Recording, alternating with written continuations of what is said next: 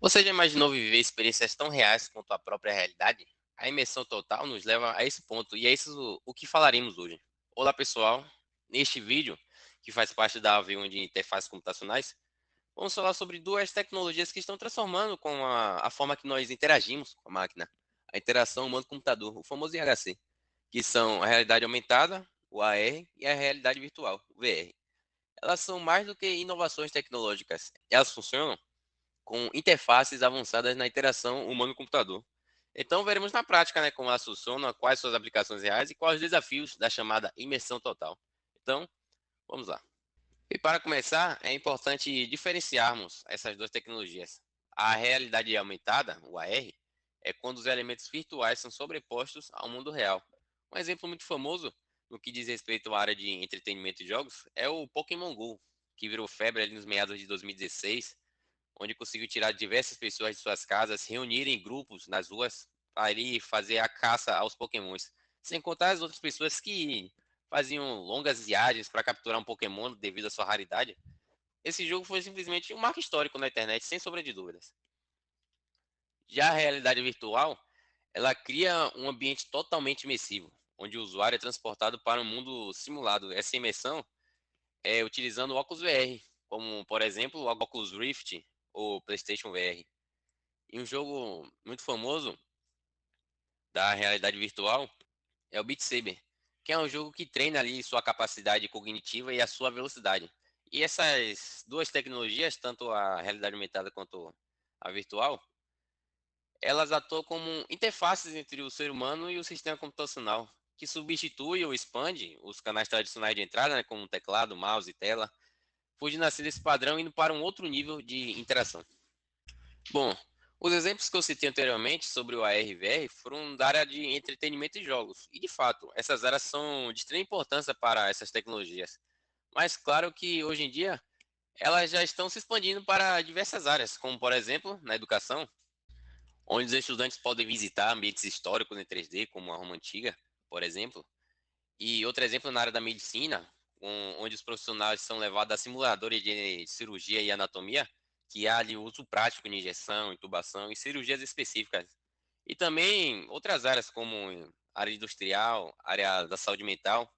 E são experiências que não só aumentam o engajamento dos usuários que estão ali praticando, mas também proporcionam um ambiente seguro para aprendizagem prática, já que ali vai haver a permissão de erros, repetições, e através dessas repetições vai haver também ali o aprimoramento das habilidades técnicas através do contato com simulações de situações reais. E apesar de todo esse potencial, a imersão total ainda enfrenta muitos desafios, tanto técnicos quanto humanos.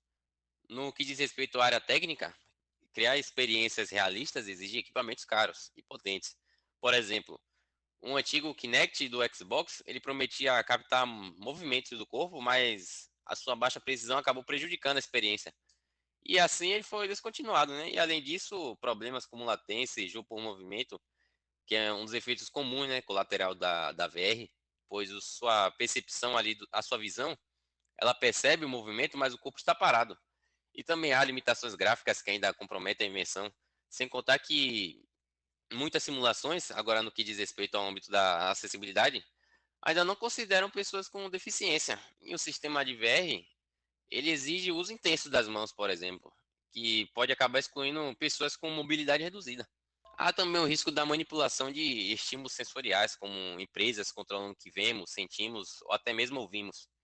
Isso traz questões sobre privacidade emocional e o controle dos nossos dados, porque mais do que avanços gráficos ou sensoriais, o futuro da imersão total ela depende do equilíbrio entre inovação tecnológica e responsabilidade humana.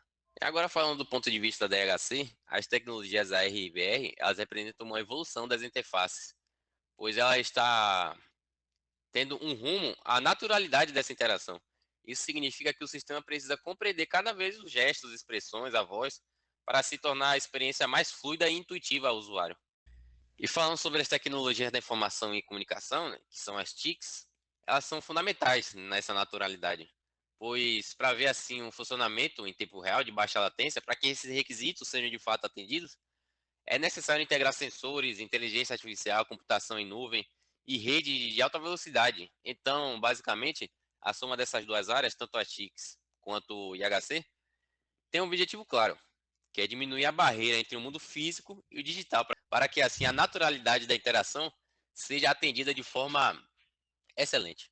Em resumo, a realidade aumentada e a realidade virtual já não são mais apenas tendências, elas estão de fato sim sendo aplicadas para educar, tratar, treinar e entreter de forma inovadora. É claro que coisas que têm um grande potencial para fazer o bem, também haverá muito provavelmente a maneira de fazer o mal. Por isso, o impacto só é garantido, o impacto positivo só é garantido se essas tecnologias forem projetadas com responsabilidade, atendendo assim os requisitos sobre acessibilidade e ética, para que haja uma maior inclusão nessa tecnologia.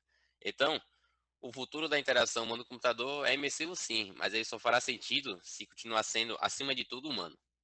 Então, gente, obrigado por assistir. Até a próxima.